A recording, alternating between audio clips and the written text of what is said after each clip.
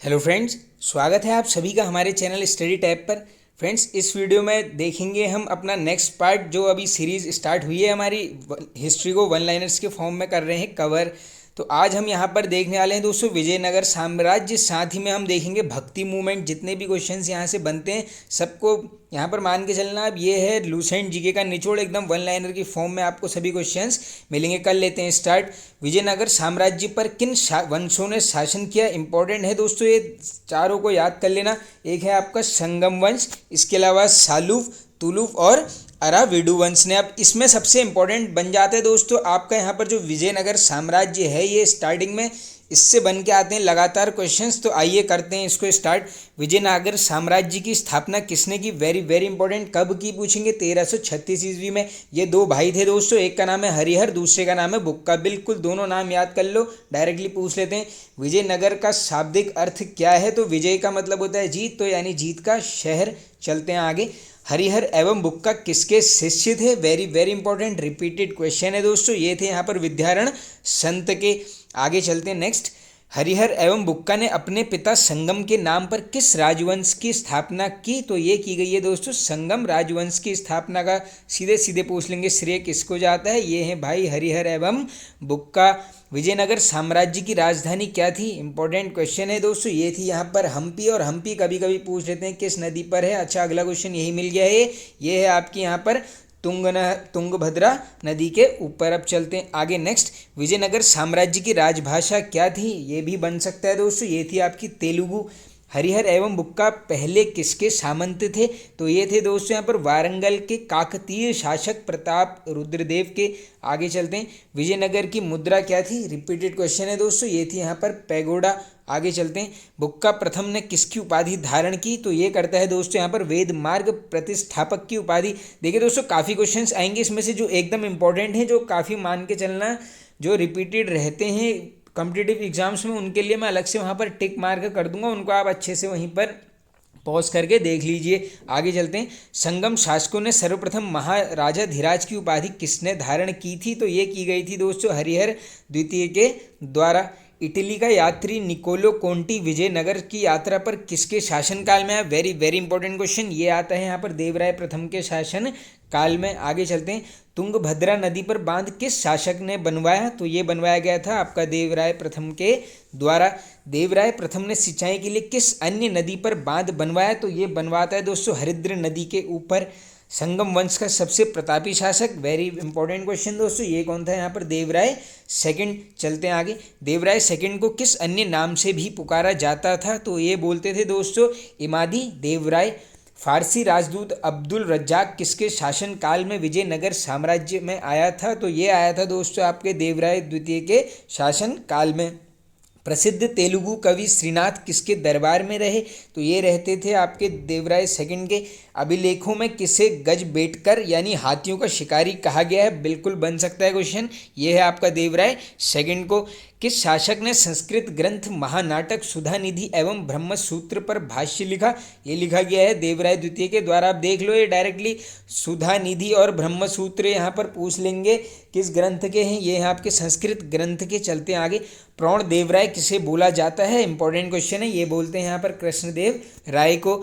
सालुव नरसिंह ने विजयनगर में किस राजवंश की स्थापना की? इंपॉर्टेंट क्वेश्चन है। ये करता है यहाँ पर सालुव्य वंश। और देख लीजिए शासनकाल कब से कब तक रहा है इस वंश का? 1485 से 1506 तक। चलते हैं आगे। सालु वंश के बाद विजयनगर पर किस वंश का शासन स्थापित हुआ? ये होता है आपका तुलु वंश। और इस वंश की स्थापना पूछ लेंगे आपसे, तुलु वंश की बन सकता है क्वेश्चन। ये की गई है यहाँ पर वीर नरसिंह के द्वारा। चलते हैं आगे। और इस वंश का अगर पूछ लेंगे महान शासक, ये हुआ है कृष्णदेव राय। ये देख लीजिए आप क्वेश्चन, ये तीनों ही यहाँ पर लगभग इंपॉर्टेंट हैं। आगे चलते हैं नेक्स्ट। कृष्णदेव राय राजगद्दी पर कब बैठा? ये बैठता है 1509 ईसा में। सालुव तिम्मा कौन था? तो ये था दोस्तों कृष्णदेव राय का सेनापति। बाबर ने अपनी आत्मकथा बाबरनामा, नोट कर लीजिए, बाबर की आत्मकथा का नाम है बाबरनामा, में किसे भारत का सर्वाधिक शक्तिशाली शासक बताया है? Very very important question. ये बताया गया यहाँ पर कृष्णदेव राय को। अब देखो थोड़ा से यहीं पर बाबर 4 युद्ध लड़ता है बिल्कुल क्रम से, इनको नोट कर लेते हैं। एक है 1526, इसके अलावा 1527, 1528 और लास्ट है 1529। ये क्या है दोस्तों? पानीपत का प्रथम युद्ध है, ये बैटल ऑफ पानीपत प्रथम, इसके अलावा दूसरा है इसका खानवा का युद्ध, इसके अलावा चंदेरी, और लास्ट है यहाँ पर घाघरा का युद्ध। इसके लिए छोटी सी ट्रिक होती है, पंखा, चला, घर, ये पहले पहले वर्ड याद कर लो, ये चारों क्रम से डायरेक्टली पूछ लेते हैं। चलते हैं आगे नेक्स्ट। पुर्तगाली यात्री डोमिंगोस पायस किसके शासनकाल में भारत आया? बिल्कुल पूछ सकते हैं दोस्तों, कृष्णदेव राय के शासनकाल में आता है। नाम देख लीजिए, डोमिंगोस पायस कहाँ का यात्री है? पुर्तगाल का। आगे चलते हैं। कृष्णदेव राय के दरबार में रहने वाले तेलुगु साहित्य के 8 सर्वश्रेष्ठ कवियों को बोला जाता था। वेरी वेरी इंपॉर्टेंट, ये पूछ लेंगे आपसे डायरेक्टली। यहाँ पर अष्ट दिग्गज कौन है? ये कौन है? तेलुगु साहित्य के 8 सर्वश्रेष्ठ कवियों को बोला जाता है अष्ट दिग्गज। कृष्णदेव राय की किन यूरोपवासियों के साथ मैत्रीपूर्ण संबंध थे? तो ये थे दोस्तों पुर्तगालियों के साथ। अभी हमने ऊपर ही देखा है दोस्तों, पुर्तगाली यात्री आया है, तो जब भी कोई आएगा इसका मतलब उसके साथ अच्छे इनके यहाँ पर संबंध बने रहेंगे। किसके शासनकाल को तेलुगु साहित्य का क्लासिक युग बोला जाता है? इंपॉर्टेंट है, काफ़ी पूछा जा सकता है। यह है यहाँ पर कृष्णदेव राय के शासनकाल को। तेलुगु में अमुक्त माल्यद एवं संस्कृत में जाम्बुवती कल्याणम की रचना किसने की? ये दोनों की गई है कृष्णदेव राय के द्वारा। पांडुरंग महात्म्य की रचना किसने की? तो ये करता है दोस्तों कौन? तेनालीराम रामकृष्ण ने। नागलपुर नामक नगर हजारा एवं विट्ठल स्वामी मंदिर का निर्माण किसने करवाया? तो दोस्तों ये जो विट्ठल स्वामी मंदिर है ये काफ़ी बार पूछा जाता है, किसने करवाया है? कृष्णदेव राय के द्वारा। और इसकी मृत्यु पूछ लेंगे, कब हुई? ये होती है 1529 ईसा में। और देख लीजिए आप इसकी किसकी उपाधि धारण की है? आंध्र भोज, अभिनव भोज एवं आंध्र पितामह की। ये तीनों में से एक कोई भी दे देंगे, याद कर लो अलग अलग करके किसने की है? कृष्णदेव राय के द्वारा। चलते हैं आगे। तुलु वंश का अंतिम शासक, वेरी वेरी इंपॉर्टेंट, पहले से ही बताते आ रहा हूँ जब से ये वाली सीरीज स्टार्ट है कि कोई भी वंश आएगा उसका यहाँ पर संस्थापक, उसकी राजधानी और अंतिम शासक जरूर याद कर लेना। पॉज करके देख लीजिए, तुलु वंश का अंतिम शासक ये है यहाँ पर सदा शिव। आगे चलते हैं। राक्षसी तंगड़िया, तालीकोटा या बन्नी हट्टी का युद्ध कब हुआ? देख लो, तीनों कोई भी नाम दे देंगे। ये है 1565, और ये डायरेक्टली आप सभी को पता होगा जो तालीकोटा का युद्ध ये होता है, इसमें क्या होता है? विजयनगर साम्राज्य का पतन हो जाता है। तो मुख्य कारण क्या है? तालीकोटा का युद्ध कब हुआ है? 1565। तालीकोटा के युद्ध में विजयनगर का नेतृत्व कौन कर रहा था? तो ये करा गया था दोस्तों राम राय के द्वारा। तालीकोटा युद्ध के बाद सदाशिव ने किसके सहयोग से पेनुकोंडा को राजधानी बनाकर शासन किया? तो ये किया गया है दोस्तों तिरुमल के सहयोग से। विजयनगर का चौथा राजवंश डायरेक्टली पूछ लेंगे, ये है आपका अराविडु वंश। इस वंश की स्थापना यानी अराविडु वंश की स्थापना करी है तिरुमल के द्वारा। चलते हैं आगे। तिरुमल ने अपनी राजधानी, तो देख लीजिए डायरेक्टली पूछ लेंगे आपसे दोस्तों, अराविडु वंश की राजधानी कहाँ थी? ये थी आपकी पेनुकोंडा। और किसने स्थापना की है? ये की गई है तिरुमल के द्वारा। चलते हैं आगे। अराविडु वंश का अंतिम शासक, तो ये है यहाँ पर रंग तृतीय। देख लो, आप स्क्रीनशॉट लेना चाहते हो तो इसका ले लीजिए। अब चलते हैं आगे। किसके शासनकाल में वोडेयार ने 1612 ईस्वी में मैसूर राज्य की स्थापना की? इंपॉर्टेंट क्वेश्चन है, ये करी गई है। अराविडु का शासक है वेंकट सेकंड। विजयनगर साम्राज्य की आय का सबसे बड़ा स्रोत, ये था आपका यहाँ पर लगान यानी टैक्स। विजयनगर कालीन सेना नायकों को क्या बोला जाता था? तो बोलते थे यहाँ पर नायक। और विजयनगर साम्राज्य में भू राजस्व की दर, ये मान के चलना आप जो भी बड़ा साम्राज्य है उसकी भू राजस्व की दर बिल्कुल पूछी जा सकती है। ये है आपकी उपज का 1/6 भाग। गुप्त में हमने देख लिया था 1/4 से 1/6। चलते हैं आगे। ग्राम में विशेष सेवाओं के बदले दी जाने वाली लगान मुक्त भूमि की भूधारण पद्धति क्या थी? तो इसको बोला जाता था दोस्तों उंबली। चलते हैं आगे। युद्ध में शौर्य का प्रदर्शन करने वाले मृत लोगों के परिवार को दी गई भूमि को क्या बोला जाता था? तो ये बोलते थे दोस्तों रक्त कोड़गे। विजयनगर का सैन्य विभाग क्या कहलाता था? इंपॉर्टेंट क्वेश्चन है, ये बोला जाता था कदाचार। पूछ लेंगे विजयनगर साम्राज्य में कदाचार क्या था? ये क्या था दोस्तों? सैन्य विभाग। और इसका उच्च अधिकारी बोलते थे यहाँ पर दंडनायक या फिर सेनापति। वैसे ऑप्शन में मिलेगा आपको दंडनायक। चलते हैं आगे। टकसाल विभाग को क्या बोला जाता था? तो ये बोला जाता था जोरी खाना। व्यापार में निपुण दस्तकार वर्ग के लोगों को क्या कहा जाता था? तो दोस्तों ये सब विजयनगर साम्राज्य के अंतर्गत की शब्दावलियां हैं, इनको नोट करो। तो देख लीजिए आप, ये बोलते थे वीर पंजाल। चलते हैं आगे। उत्तर भारत से दक्षिण भारत में आकर बसे लोगों को क्या कहा जाता था? तो ये बोलते थे दोस्तों बड़वा। चलते हैं आगे। विजयनगर में मनुष्यों के क्रय विक्रय को क्या कहा जाता था? तो ये बोलते थे दोस्तों वेश्वग। आप सभी को पता होगा प्राचीन काल में क्या होता था, यहाँ पर मनुष्यों का भी यहाँ पर आदान प्रदान यानी क्रय विक्रय किया जाता था। मंदिरों में रहने वाली स्त्रियों को बोला जाता था देवदासी। विजयनगर साम्राज्य के अवशेष कहाँ से प्राप्त हुए? ये आई होप सबको पता होगा दोस्तों, हम्पी। काफ़ी रिपीटेड ये क्वेश्चन है। चलते हैं आगे। बीजापुर में स्थित गोल गुंबज का निर्माण किसने करवाया? बनता है क्वेश्चन बिल्कुल। गोल गुंबज कहाँ है? बीजापुर। किसने करवाया है? मोहम्मद आदिल शाह के द्वारा।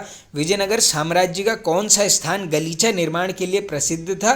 तो ये था दोस्तों यहाँ पर कालीकट। नेक्स्ट, मीनाक्षी मंदिर कहाँ स्थित है? रिपीटेड है, ये है आपका मदुरै। नेक्स्ट, चार मीनार का निर्माण किसने करवाया? ये करवाया गया है कुली कुतुब शाह के द्वारा। गोलकोंडा कहाँ स्थित है? हैदराबाद में। हम्पी का खुला संग्रहालय किस राज्य में है? इजी हो जाएगा, कर्नाटक। किस विजयनगर सम्राट ने उमात्तूर में के विद्रोही सामंत गंगराय का दमन किया? तो देख लीजिए उमात्तूर के विद्रोही सामंत कौन था? गंगराय। इसका दमन यानी इसको हराया किसने? कृष्णदेव राय के द्वारा। गोलकुंडा का युद्ध किस किसके बीच लड़ा गया? तो ये लड़ता है कौन दोस्तों? कृष्णदेव राय एवं कुली कुतुब शाह के बीच। बिल्कुल डायरेक्टली पूछा जा सकता है। विजयनगर साम्राज्य की वित्तीय विशेषता क्या थी? तो ये क्या थी दोस्तों? यहाँ पर भू राजस्व। अठवड़ का अर्थ क्या है? वेरी वेरी इंपॉर्टेंट दोस्तों। विजयनगर साम्राज्य में अठवड़ का अर्थ क्या है? भू राजस्व विभाग का नाम क्या है? अठवड़। चलते हैं आगे। आमुक्त माल्यद किस भाषा में है? तो ये है आपका यहाँ पर तेलुगु। विट्ठल स्वामी का मंदिर किस देवता का है? तो ये है आपका विट्ठल के रूप में भगवान विष्णु का। चलते हैं आगे। शैवों का अजंता किसे बोला जाता है? Very very important question. ये है आपका लिपाक्षी को। और पीर पंजाल का अर्थ ये है अभिजात्य वर्ग से। आगे चलते हैं। अनरम का संबंध ये है जागीर से। और इसमें लास्ट क्वेश्चन है किस शासक ने दहेज प्रथा को अवैधानिक घोषित किया? इंपॉर्टेंट है काफ़ी। ये है देवराज द्वितीय के द्वारा। अब दूसरा है इसके अंतर्गत बहमनी राज्य। देख लेते हैं स्थापना कब की है और किसने की है? 1347 ईस्वी में होती है बहमनी राज्य की स्थापना। कौन करता है? हसन गंगू। बहमनी राज्य की स्थापना किसके शासन काल में हुई? ये भी इंपॉर्टेंट क्वेश्चन है दोस्तों। ये हुई है MBT यानी मोहम्मद बिन तुगलक। देखो अगर पूछ लेंगे अक्खड़ राजा, पागल राजा, सब इसी को बोला जाता था। मोहम्मद बिन तुगलक को चमड़े के सिक्के किसने चलाए? तब भी आंसर करोगे मोहम्मद बिन तुगलक। आगे चलते हैं अब नेक्स्ट। हसन गंगू किस नाम से सिंहासन पर बैठा? तो ये बैठता है दोस्तों अलाउद्दीन हसन बहमन शाह के नाम से। इसने अपनी राजधानी किसे बनाया? गुलबर्गा को। राजभाषा पूछ सकते हैं, ये है आपकी मराठी। चलते हैं आगे। इसने अपने साम्राज्य को कितने भागों में बांटा? जब भी इसने आएगा ये हसन गंगू ही समझना। ये बांटा गया था 4 भागों में। देख लीजिए नाम, बरार, बीदर, गुलबर्गा और दौलताबाद। आगे चलते हैं। अलाउद्दीन हसन की मृत्यु पूछेंगे 1358 में। अलाउद्दीन हसन के पश्चात राजगद्दी पर कौन बैठता है? ये बैठता है आपका मोहम्मद शाह प्रथम। चलते हैं आगे। सबसे पहले बारूद का प्रयोग किसके शासनकाल में हुआ? बिल्कुल बन सकता है दोस्तों मोहम्मद शाह प्रथम के शासनकाल में। और किसके विरुद्ध? ये है आपका बुक्का, भी हमने देख लिया है। विजयनगर साम्राज्य की स्थापना करते हैं हरिहर और बुक्का। भीमा नदी के तट पर फिरोजाबाद की स्थापना किसने की थी? डायरेक्टली बन सकता है आपसे। फिरोजाबाद किस नदी के तट पर है? भीमा नदी। स्थापना की है ताजुद्दीन फिरोज के द्वारा। दौलताबाद के पास एक खगोल वेधशाला किसने बनवाई? ये बनवाई थी ताजुद्दीन फिरोज के द्वारा। आगे चलते हैं। शिहाबुद्दीन अहमद ने अपनी राजधानी गुलबर्गा से हटाकर कहाँ स्थापित की? तो ये करता है बीदर में। शिहाबुद्दीन ने बीदर का क्या नाम रखा था? तो नया नाम रखा गया है मोहम्मदाबाद। तो देख सकते हैं आप जैसे दोस्तों क्या होता था अभी, जैसे मान लो आजकल काफ़ी नाम चेंज हो रहे हैं। तो दोस्तों ये नाम चेंज नहीं हो रहे हैं। जो यहाँ पर पौराणिक नाम थे यहाँ पर भारत के, वो ही जो भी राज्यों के नाम थे या शहरों के, उनको दोबारा से उनका ओरिजिनल नाम दिया जा रहा है। नाम परिवर्तित नहीं किए जा रहे हैं। क्योंकि जो भी यहाँ पर मान लो आप शासन आए थे, जिन्होंने भी यहाँ पर शासन किया था छोटे छोटे राज्यों में भी या प्रांतों में या शहरों में, उन्होंने क्या किया था यहाँ पर अपने हिसाब से नामों को कन्वर्ट कर दिया था। और इस समय क्या हो रहा है दोस्तों, वही नामों को उनका पुराना अस्तित्व दिया जा रहा है। तो ये काफ़ी एक मान सकते हैं आप अच्छी पहल है। चलते हैं आगे। मोहम्मद तृतीय के शासनकाल में ख्वाजा जहाँ की उपाधि से किसे प्रधानमंत्री नियुक्त किया गया? ये किया गया था महमूद गवा को।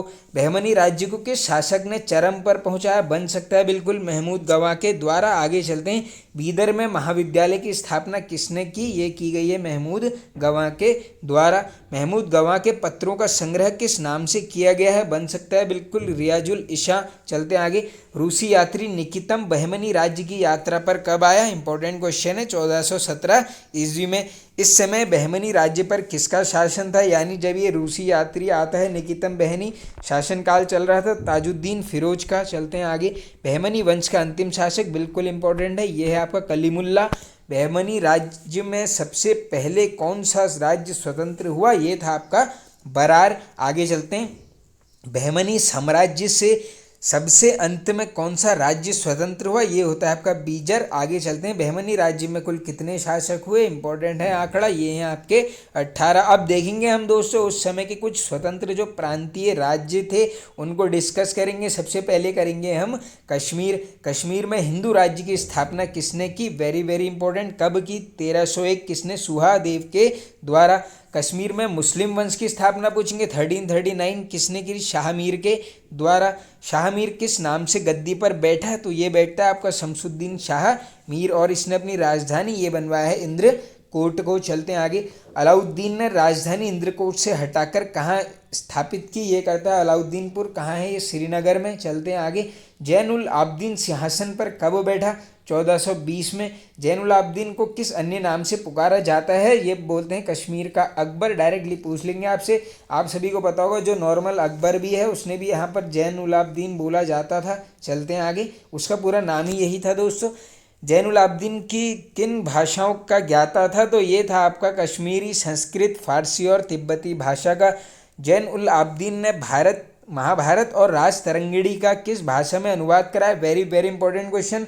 फारसी में डायरेक्टली पूछ लेंगे आपसे, महाभारत का फारसी भाषा में अनुवाद या फिर राज तरंगिणी। ये तो आप सभी को पता होगा कल्हड़ के द्वारा रचित है। चलते हैं आगे। अकबर ने कश्मीर को मुगल साम्राज्य में कब मिलाया? ये मिलाता है 1588। आप सभी को पता होगा। और देखो उत्तराखंड की भी ये डेट आ गई है। रुद्रचंद की अकबर से लाहौर में भेंट कब होती है? 1588। ये देखो उत्तराखंड का एक क्वेश्चन यहीं पर कवर हो गया। चलते हैं आगे। दूसरा यहाँ पर प्रांत था जौनपुर। इसकी स्थापना कौन करता है? फिरोज शाह तुगलक। जौनपुर में स्वतंत्र शर्की राजवंश की स्थापना किसने की? इंपॉर्टेंट है, ये करी गई है मलिक सरवर के द्वारा।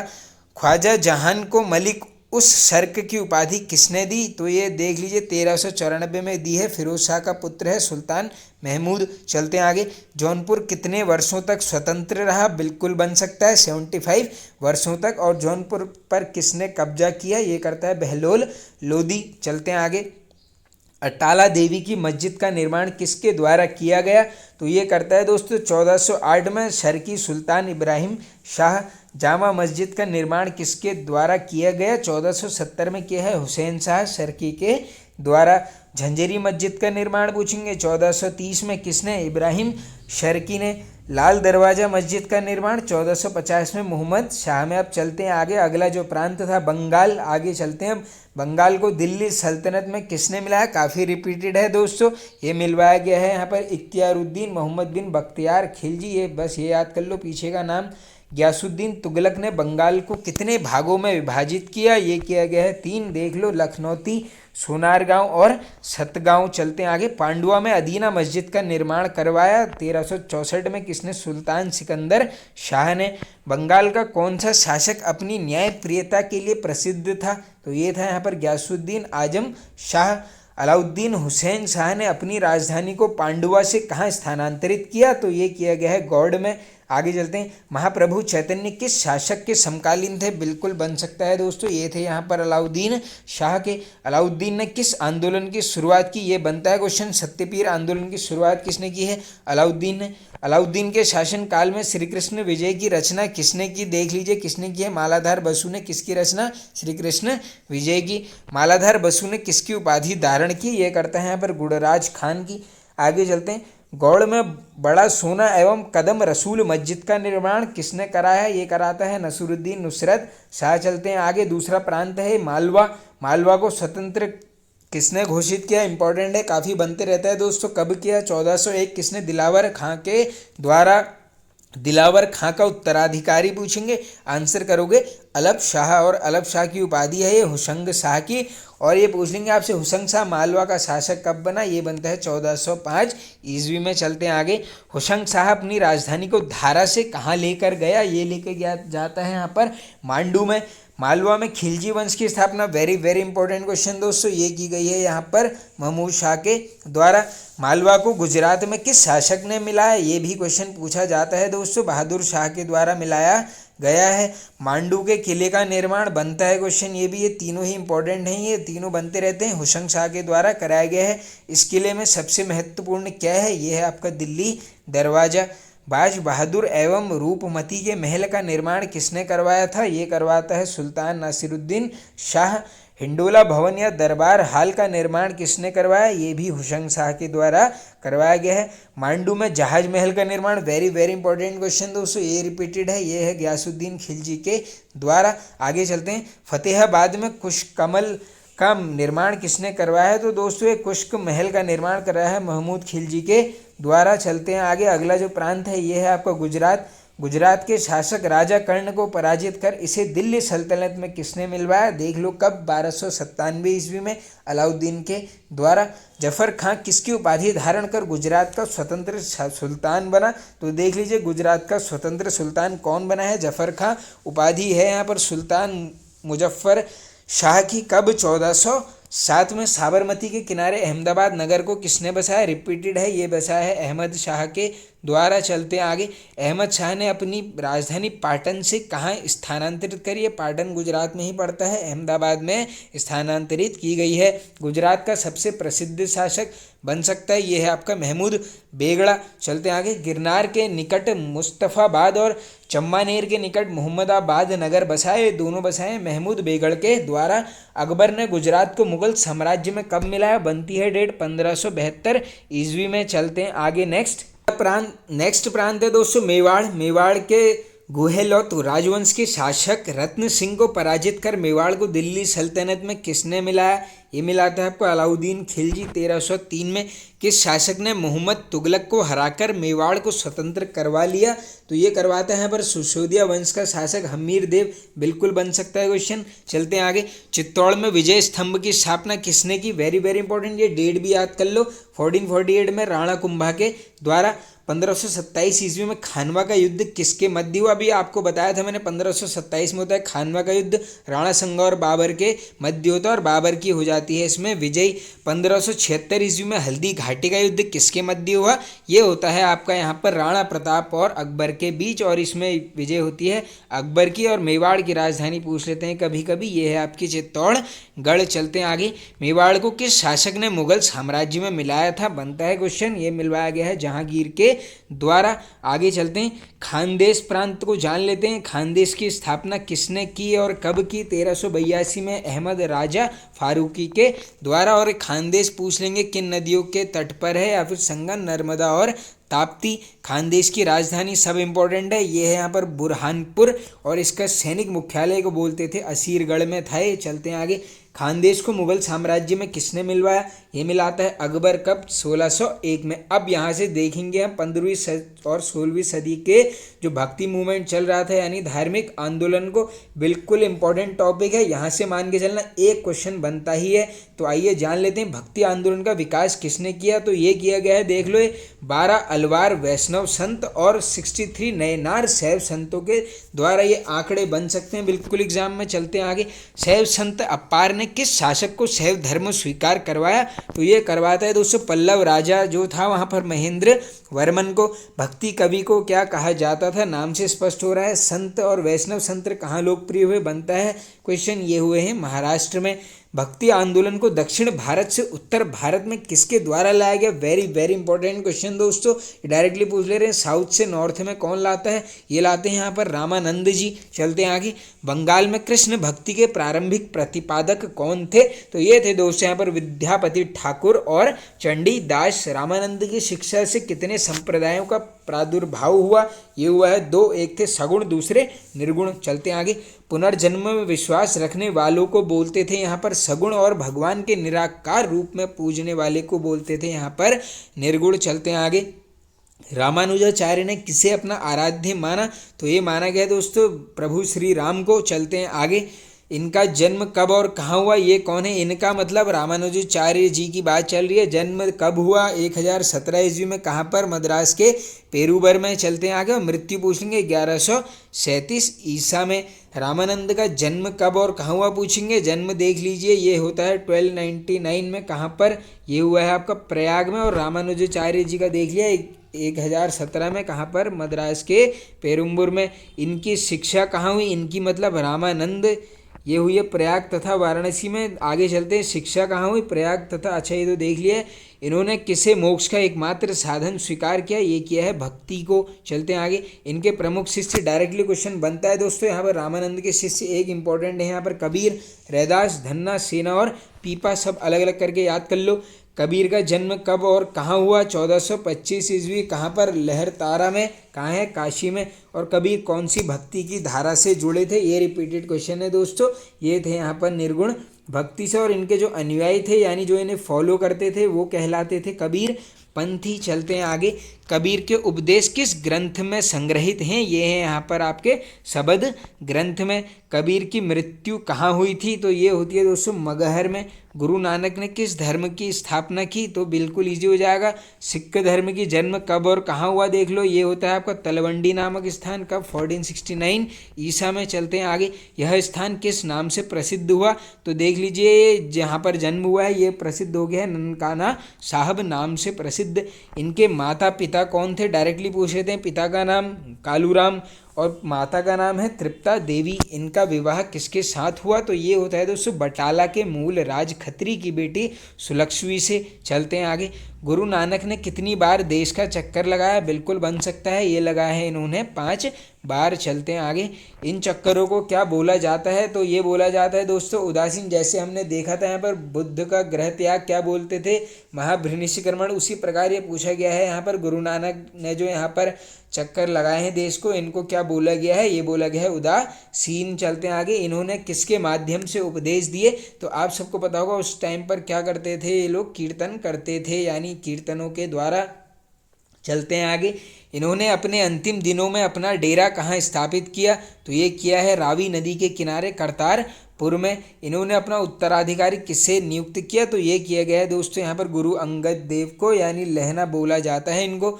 इनकी मृत्यु पूछ लेंगे, डायरेक्टली बनती है। कहाँ पर होती है? करतारपुर में। कब होती है? 1539 में। नानक किस सूफी संत से प्रभावित थे? ये थे आपके बाबा फरीद से।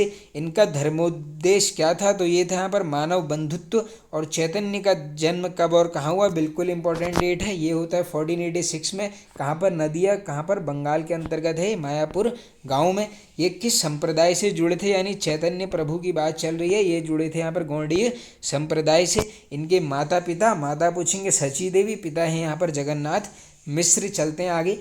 पाठशाला में चैतन्य को क्या बोला जाता था? तो ये बोलते थे इन्हें यहाँ पर निमाई पंडित। इन्होंने किस संघ की स्थापना की? वेरी वेरी इंपॉर्टेंट क्वेश्चन दोस्तों। चैतन्य ने किसकी संघ की स्थापना की है? यह है यहाँ पर गोसाई संघ। चलते हैं आगे। इनके दार्शनिक सिद्धांत को किस नाम से जाना जाता है? ये जाना जाता है यहाँ पर अचिंत्य भेदा भेदभाव के नाम से। इन्होंने 2 दशक तक कौन से भगवान की उपासना की? जगन्नाथ भगवान की। श्रीमद् वल्लभाचार्य का जन्म कब और कहाँ हुआ? तो ये देख लीजिए कब हुआ? 1479 चंपारण वाराणसी में। चलते हैं आगे। इनके माता पिता कौन थे? माता थी यहाँ पर माता मल्ल मगरू और पिता का नाम था लक्ष्मण भट्ट। विवाह किसके साथ हुआ है? महालक्ष्मी के साथ। इन्होंने अपना निवास स्थान कहाँ बनाया? तो ये बनाया है दोस्तों यहाँ पर अरेल में। देख लीजिए किस संगम पर है? गंगा यमुना के संगम पर। इन्होंने किस पर अधिक जोर दिया? तो इन्होंने दिया है यहाँ पर भक्ति साधना के ऊपर। इन्होंने मोक्ष का साधन किसे बताया? तो इन्होंने बताया दोस्तों भक्ति को। इनके भक्ति मार्ग को क्या कहते हैं? ये बोलते हैं यहाँ पर पुष्टि मार्ग। धन्ना का जन्म कब हुआ? ये होता है 1415 ईस्वी में। किस परिवार के थे? जाट परिवार में। इनके गुरु पूछ लेंगे, ये थे यहाँ पर रामानंद। आगे चलते हैं। रैदास के माता पिता कौन थे? तो ये थे यहाँ पर माता थी यहाँ पर धूरी बनिया, पिता थे यहाँ पर रघु। दोस्तों सारे क्वेश्चंस कवर हो रहे हैं। देखो कुछ भी पूछ सकते हैं आप, किसी भी एग्जाम की तैयारी कर रहे हो तो ये सारे क्वेश्चन मान के चलना बिल्कुल इंपॉर्टेंट है। एग्जाम में 1 मार्क्स में कुछ भी पूछा जा सकता है। हिस्ट्री में मान के चलना लाखों क्वेश्चंस होते हैं, तो बिल्कुल पढ़ना ही पड़ेगा। ये अपना जीविकोपार्जन किसे किया करते थे। तो ये करते थे दोस्तों जूते बनाकर। इनकी प्रमुख शिष्या कौन थी? ये थी यहाँ पर मीराबाई। ये रामानंद की बात चल रही है। चलते हैं आगे। इन्होंने किस संप्रदाय की स्थापना की? तो ये करते हैं यहाँ पर रायदासी संप्रदाय की। दादू दयाल किसके अनुयायी थे? ये भी थे यहाँ पर कबीर के। और दादू दयाल का जन्म हुआ है 1554 में अहमदाबाद में। और संबंध पूछ लेंगे किस जाति से था? ये था यहाँ पर धुनिया जाति से। चलते हैं आगे। इन्होंने किस आंदोलन की शुरुआत की? इंपॉर्टेंट क्वेश्चन है दोस्तों। ये की है यहाँ पर निरपेक्ष आंदोलन की शुरुआत। महाराष्ट्र में भक्ति संप्रदाय किसकी शिक्षाओं द्वारा फैला? तो ये फैलता है दोस्तों यहाँ पर संत ज्ञानेश्वर की यहाँ पर शिक्षाओं के द्वारा।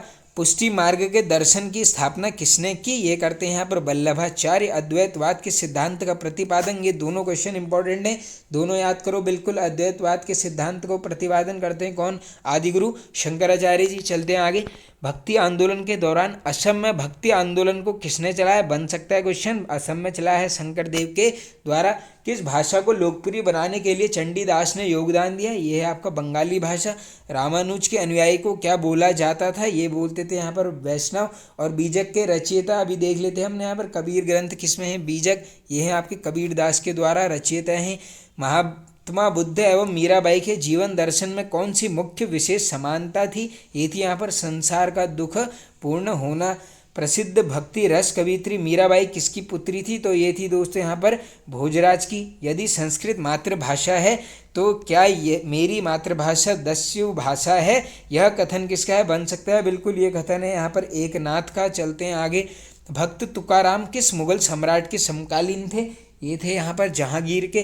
किस संत ने अपने भक्ति संदेशों के प्रचार के लिए हिंदी का प्रयोग किया? वेरी वेरी इंपॉर्टेंट क्वेश्चन दोस्तों। ये किया गया है रामानंद के द्वारा। शिवाजी के आध्यात्मिक गुरु, रिपीटेड क्वेश्चन है ये भी। ये है यहाँ पर गुरु रामदास। दास बोध के रचयिता, रिपीटेड है, ये पूछा जाता है बिल्कुल। दास बोध के रचयिता गुरु रामदास। अमृतसर शहर का निर्माण किसने कराया? गुरु रामदास के द्वारा। किस धर्मगुरु को इस्लाम न अपनाने के कारण अपना शीश कटवाना पड़ा था? तो ये पड़ा था दोस्तों यहाँ पर गुरु तेग बहादुर को। उस टाइम पे सबको पता होगा आपको, जो ये मुगल शासक थे ये क्या करते थे? यहाँ पर इस्लाम जबरन कबूल करवाते थे। लेकिन कुछ हमारे जो हिंदू धर्म के यहाँ पर महान गुरु हुए या शासक हुए दोस्तों, उन्होंने यहाँ पर अपना बलिदान देना स्वीकार किया, लेकिन अपने धर्म से नहीं हटे दोस्तों। चलते हैं आगे। महात्मा गांधी के प्रिय भजन जो पीर पराई जाने रे के रचयिता हैं, ये हैं आपके यहाँ पर नरसिंह मेहता। नरसिंह मेहता कहाँ के प्रमुख संत थे? ये थे आपके गुजरात के। असम का चैतन्य, वेरी वेरी इंपॉर्टेंट क्वेश्चन। किसको बोला जाता है? शंकर देव को। चलते हैं आगे। मुगल शासक मोहम्मद शाह किस संप्रदाय का अनुयायी था? तो ये था आपका शिव नारायण संप्रदाय का। रामचरितमानस नामक ग्रंथ की रचना किसने की? बिल्कुल इजी क्वेश्चन हो जाएगा, तुलसीदास जी के द्वारा। और लास्ट क्वेश्चन है, तुलसीदास का जन्म कहाँ हुआ? ये होता है आपका बांदा जिले के राजापुर में। तो फ्रेंड्स देखो, ये यहाँ पर होता है ये वाला वीडियो एंड। अब जो नेक्स्ट वीडियो आएगा उसमें अलग से 2 से 3 ऐसे ही करके टॉपिक्स कवर करेंगे। और उसके बाद हम सीधे चले जाएंगे यहाँ पर दोस्तों किसकी तरफ? डायरेक्ट जाएंगे हम यहाँ पर दोस्तों, जो भी यहाँ पर मान के चलना ईस्ट इंडिया यूरोपीय जो कंपनी आई थी, इनका आगमन डायरेक्टली डच कंपनी, पुर्तगाली आए थे यहाँ पर, डेनिश आए थे, सबको यहाँ पर ऐसे ही वन लाइनर के फॉर्म में करेंगे कवर। तो ये वीडियो होता है एंड। आई होप आप सबको पसंद आया होगा दोस्तों। पसंद आए तो एक लाइक कर दीजिए, कमेंट करके बताइए आपको वीडियो कैसा लगा। चैनल पर नहीं तो सब्सक्राइब कर लीजिए, बेल आइकन को प्रेस कर लेना।